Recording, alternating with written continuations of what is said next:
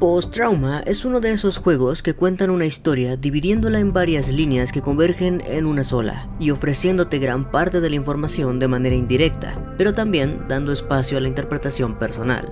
Esta historia se divide en 4 líneas principales: Roman, Freya, Carlos y la del Rey y la Penumbra, dentro de las cuales podemos ver algunos nombres más, por supuesto.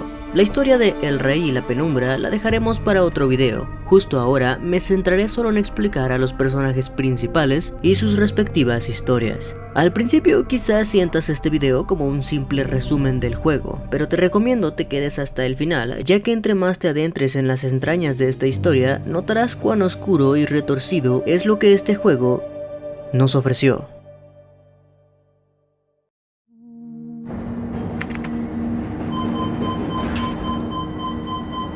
La historia de este personaje comienza en un metro y desde los primeros vistazos comprendemos que se trata de un hombre bastante mayor, cuyo trabajo es el de un maquinista. Gracias a su acento, a algunas palabras que dice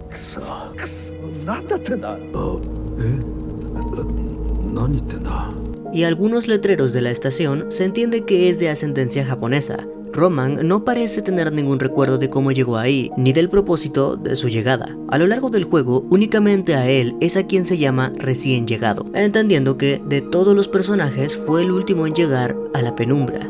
Lo que quizá tenga relación en el hecho de que, en un principio, Roman no parecía recordar nada sobre el trauma que lo trajo aquí, un claro ejemplo del mecanismo de defensa que el cerebro a veces utiliza para afrontar ciertos traumas. Por cierto, ¿notaron el "hemos sido engañado" del tren? Gran detalle. También está este póster que no tengo pruebas pero tampoco dudas de que es una referencia a Disintegrating, una canción de Mew, quien por si no lo notaron es el responsable de la música de este juego. La historia de Roman es la de un hombre con serios problemas emocionales, que, sumados a un problema con el alcohol que podemos suponer tenía gracias al cartel que dice repetidamente "bebe", muy probablemente tomó una mala decisión sobre el destino de su vida que acabaría provocando un accidente con el metro, en el cual obviamente muchos inocentes también pagarían el precio.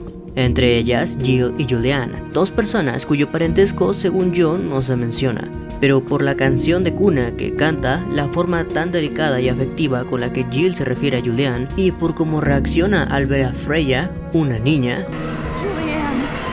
me da la impresión de que se trata de una relación madre-hija. Otra razón por la que pienso que se trata al menos de una persona algo joven es que ella no aparece en la penumbra. Si bien podemos ver su cuerpo, se interpreta más como una forma en que este lugar atormenta a Jill, pero no necesariamente que sea su cuerpo real.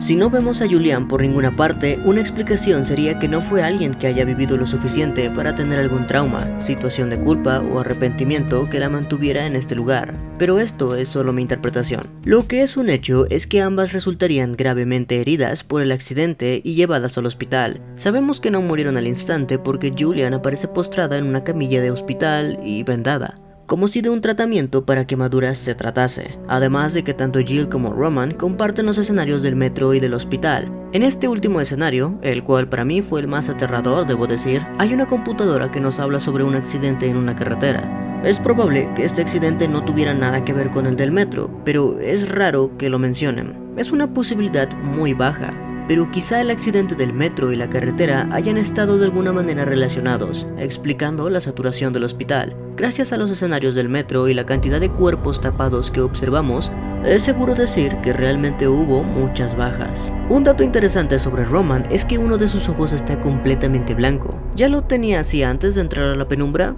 No lo sé, pero quizá sea una representación de cómo su depresión y su alcoholismo lo cegaron, orillándolo a tomar las decisiones que lo trajeron aquí. ¿Por qué Roman estaba tan deprimido? Si interactúas con algunas cosas en la escuela o con los murales, Roman mencionará a su hija, en pasado.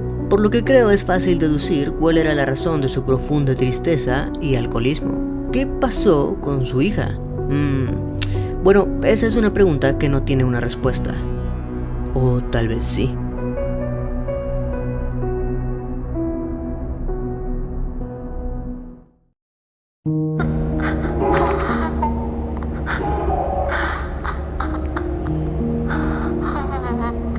Freya es una niña que asistía a una escuela algo peculiar. pues si bien funcionaba como cualquier otra, hablando sobre ciencia, matemáticas, física, biología, entre muchos otros temas, también involucraban a la religión, teniendo incluso su propia iglesia incluida. Helen era la mejor amiga de Freya, pero ella terminaría tomando una decisión fatal sobre su vida después del constante abuso recibido por sus compañeros de escuela.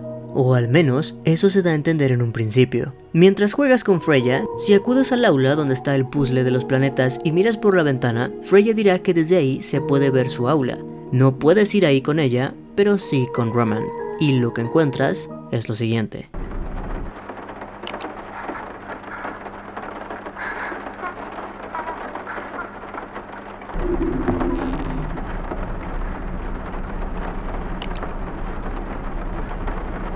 Está claro que los muñecos son representaciones de los maestros. Más que una espada, parecen portar una regla, portan un libro y se les muestra rectos y estoicos, una representación exagerada de lo que quizá un profesor deba ser. Ya desde la escultura vista afuera se da a entender que es una clase de autoridad, y en una escuela todos sabemos identificar una autoridad. Era un profesor el que abusaba de ella. La escultura lo representa demasiado bien, incluso con el detalle de la sangre en la entrepierna. Sabemos que es Helen porque es el mismo llanto que la chica del baño, a la cual Freya reacciona y reconoce, pero sobre todo porque podemos ver a Freya ser testigo de dicho acto. No se explica si Freya siempre fue muda o si es una particularidad que obtuvo después de su trauma, pero funciona bien como la representación de no haber hablado cuando tenía que hacerlo, sabiendo lo que sucedía, pero quizá con miedo a que la llamaran loca o que le sucediera lo mismo, decidió callar. Y por supuesto, Helen tampoco habló, probablemente ni siquiera con Freya. La presión, el trauma y la sensación de impotencia la llevarían entonces a su última decisión, un último acto en el que, por fin, ella tenía el control de lo que pasaría con su cuerpo.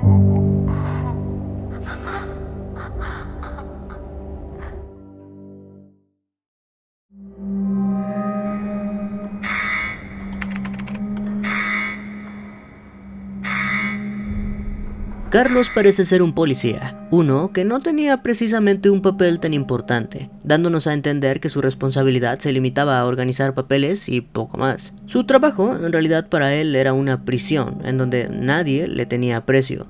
Muy probablemente sentía que limitaban su verdadero potencial, gracias a las fotos en su casillero y la frase que dice al analizarlas. Además de lo que dice en la cinta D, es probable que haya tenido problemas con su familia desde antes de ser un policía, más específicamente con su hermano, quien parece siempre lo hizo sentir menos. También podemos añadirle el temor al agua. Se trata de una persona que creció sintiendo desinterés, sintiéndose totalmente inútil, reemplazable e invisible ante el mundo, lo que explica su comportamiento con complejos de superioridad, sintiendo que es el único que conoce la justicia y el único capaz de impartirla, además de tratar a todos los demás como meros experimentos. Físicamente es quien más normal se ve, pero creo su actitud es precisamente el cambio que este lugar le otorga. Esta historia es la más confusa e incompleta de todas, después de la del rey, claro. Todo lo anterior es algo bien establecido, pero luego tenemos todo lo siguiente. ¿A qué se refiere Carlos con ser inmune? ¿Es realmente Carlos el más antiguo de todos después de el rey? ¿Por qué el rey no le habla? ¿A qué se refiere cuando dice intenté salvar a la gente, pero nadie era inmune como yo? Todos en la comisaría también estaban en la penumbra, todo el hospital también estaba dentro de la penumbra. Después de todo, para hacer el ácido se necesita la combinación de sangre y un tejido de una abominación, cosa que por supuesto no debería existir en el mundo real, pero el documento que habla sobre ello aparece en una computadora, y tomando en cuenta el archivo sobre la saturación, técnicamente este documento debería ser de cuando el hospital funcionaba en la realidad. Ok, vamos a calmarnos. Algunas de estas preguntas deberán ser respondidas por mi futuro yo en el siguiente video sobre el origen de la penumbra y el rey, pero por ahora centrémonos en lo que podemos y nos corresponde responder sobre la historia de los personajes. Pienso que el rey no habla con Carlos porque él es un ser sin perdón. No parece remorderle la conciencia al torturar a alguien, no parece sentir culpa por todos aquellos recién llegados que mandó al escenario final para nunca más volver. No tiene la intención de salir de este lugar, y parece en realidad sentirse bastante a gusto con quienes ahí. Ya hablamos suficiente sobre cada uno de ellos, ahora es momento de hablar de la verdadera historia detrás de todo, de cómo todo y todos podrían estar relacionados.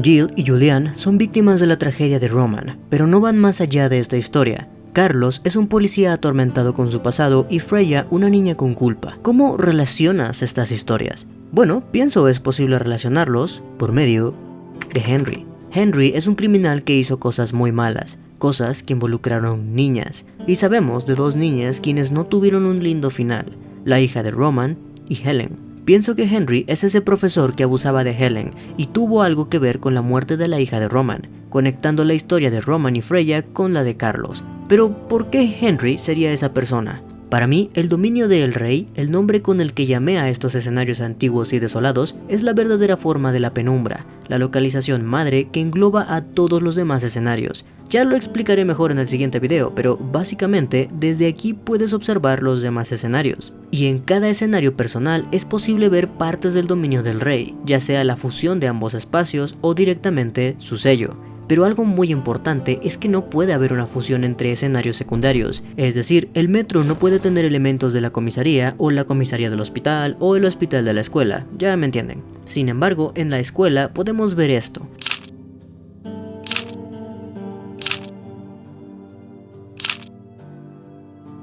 Este es el único elemento que pertenece a otro escenario, pero lo más importante es que no está ahí como una clase de glitch o fusión, sino más bien como si verdaderamente formara parte de ello desde siempre. Pienso que estos elementos quieren decir que la policía llegó a establecerse en secreto e investigar más de cerca, quizá por sospechas de casos anteriores, hasta que al final dieron con Henry. El cómo Carlos terminó involucrado exactamente, no lo sé, pero la relación entre la policía y la escuela está ahí. Ya lo dije antes, su historia es la más confusa e incompleta. Lo que se entiende es que ambos terminaron aquí, y Carlos, con sus complejos y sabiendo lo que había hecho Henry, justificó utilizarlo como experimento matándolo una y otra vez. La primera escena, estoy seguro, ocurrió cuando nadie entraba aún en la penumbra, y Carlos no sabía que después de cierto número de resucitaciones, Henry comenzaría a mutar, convirtiéndose en un monstruo que en algunas ocasiones lograría acabar con Carlos. Asumo esto por el siguiente audio. Every death it keeps evolving. The room where I kept him has started to change. It's beautiful. A grotesque representation of what he did, of what he fears. Se entiende que cada muerte cambia tu escenario fusionándolo cada vez más con el del Rey y colocando en él elementos de lo que hiciste y a lo que le temes, explicando el agua en el escenario de Carlos y por qué le tenía miedo a esa clase de pez que después de alguna forma consiguió derrotar. La historia de Henry y Carlos, a pesar de no parecerlo, parece llevar desarrollándose desde mucho tiempo atrás. Después de incontables muertes, Henry terminaría convirtiéndose en la abominación de la sala final, convirtiendo la historia de todos los personajes en un escenario de experimentación en el que Carlos utiliza a Henry para jugar con los que llegan aquí. Espera, ¿cómo que Henry es la abominación? Sí, es bastante claro en realidad. You know, Freya, you especially should get away from that thing. Ella especialmente debería alejarse porque es una niña y sabemos que Henry atacaba niñas. Pero si aún no me crees, bueno, solo debes saber que la música de fondo de esta parte se llama Henry's Lair, es decir, guarida de Henry en español. Que Henry sea la abominación también tiene un impacto interesante, porque ambos, Roman y Freya, estarían afrontando a aquel que les causó tanto dolor, lo que va de la mano con el perdón necesario que deben darse antes de atravesar la luz. Pero, ¿por qué la necesidad de que todo esté conectado? Porque no me creo ni de chiste que Carlos sea el más antiguo después del Rey. Esto más bien es una verdad a medias. El Rey dice tener más de 10.000 años de antigüedad, y es totalmente ilógico pensar que en todos esos años, solo 5 personas de toda la humanidad sufrieron traumas. Adelantando un poco sobre la penumbra, es claro que aquellos que no son inmunes como Jill tienden a perderse a sí mismos y su humanidad más rápidamente y con menos muertes, un destino que incluso los inmunes comparten mientras mueren las suficientes veces. Respondiendo a la pregunta de dónde están los demás humanos, número 1, muchos de los que llegaron aquí por el accidente de Roman o por el hospital fueron eliminados por Carlos al llevarlos a la sala final.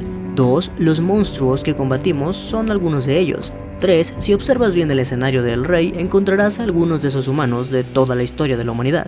Y 4, y más importante, toda esta historia es solo una burbuja de realidad.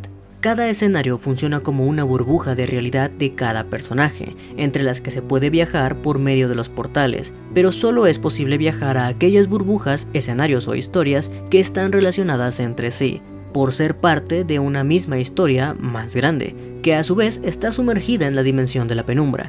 Si alguna vez podemos ver otra historia de post-trauma, estoy seguro podríamos ver otra burbuja totalmente ajena, una historia totalmente nueva con personajes nuevos que están involucrados entre sí, explicando así por qué no hay otros humanos en esta travesía, que Carlos quizás sí sea el más antiguo, pero realmente de esta burbuja, y dándole un giro increíble y oscuro a toda la trama del juego.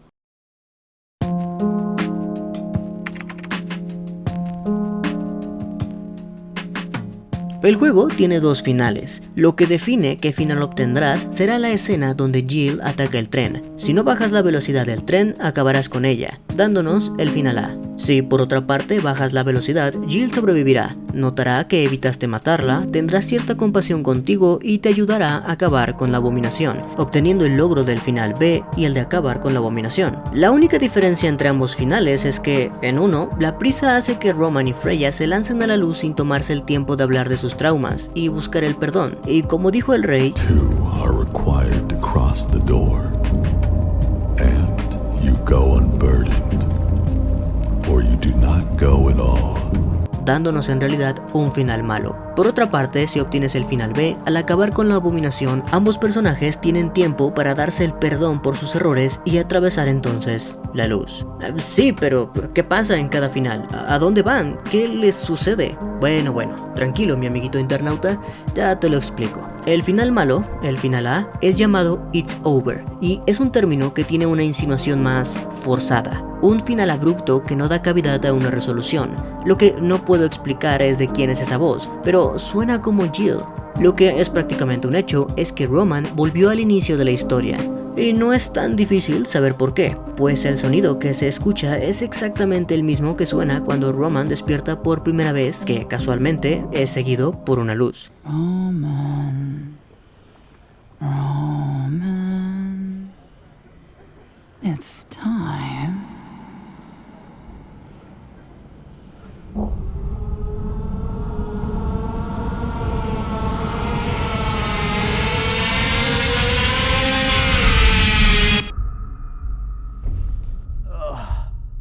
Y también cuando es revivido y lanzado por la luz después de morir aplastado por la puerta.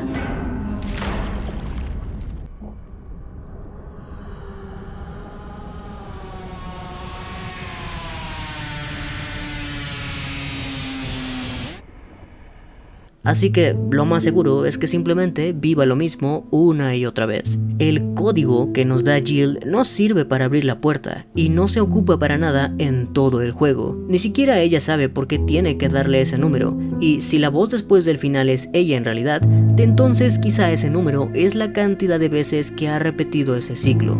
Por el lado del final B, creo que no hay más. Se llama It's Done, que es un término que se siente más como una conclusión. Ambos son liberados de sus traumas y por tanto de la penumbra. Nunca más deberán estar aquí. Se entiende que ambos están muertos, así que ir a la luz es la alegoría más clásica de por fin descansar en paz o ir a un reino divino. Piensen lo que quieran. Para mí, esta es una manera increíble de ver la historia del juego. Disfruté mucho investigar este tema, aunque tuve que rejugar unas 3 veces el juego para analizar cada detalle, y por lo tanto, sacrificar algunas horas de sueño. Como se habrán dado cuenta ya, disfruto de hablar sobre juegos que se prestan mucho a la interpretación, y Post-Trauma no ha sido la excepción. Esta es la versión más completa y compleja de la historia que vas a encontrar en todo YouTube, ya que hasta ahora no he visto más que reseñas o videos que funcionan en realidad más bien como resumen. Sin embargo, también soy honesto, y debo decir que hay algunos detalles que no logro encajar del todo, como por ejemplo las fechas. La comisaría tiene la fecha de 1997, y pareciera que el metro también. La escuela tiene la fecha más antigua, 1993, lo que desde el vamos tira por la borda la afirmación de Carlos de ser el más antiguo. Por otra parte, el hospital no solo no tiene ninguna fecha, sino que además algunos relojes van hacia atrás. También está la puerta que jamás pudimos abrir y el código que jamás utilizamos. Te invito a dejarme un comentario para hacerme saber qué piensas sobre la historia, un like para hacerme saber que te gustó el video y suscribirte para hacerme saber que no quieres perderte los siguientes videos, en donde explicaré el origen del Rey y la Penumbra, hablaré sobre una comparativa entre Scorn y Necrophasis y por supuesto la segunda parte de la explicación de Polis, la ciudad sagrada de Scorn. Si quieres apoyarme de una manera más directa, te invito a unirte al canal para recibir beneficios increíbles por tu apoyo. Muchas gracias a Rose Bushes por ser parte de los miembros del canal. Sin nada más que decir, yo fui Kevin y no les digo adiós, sino hasta la próxima.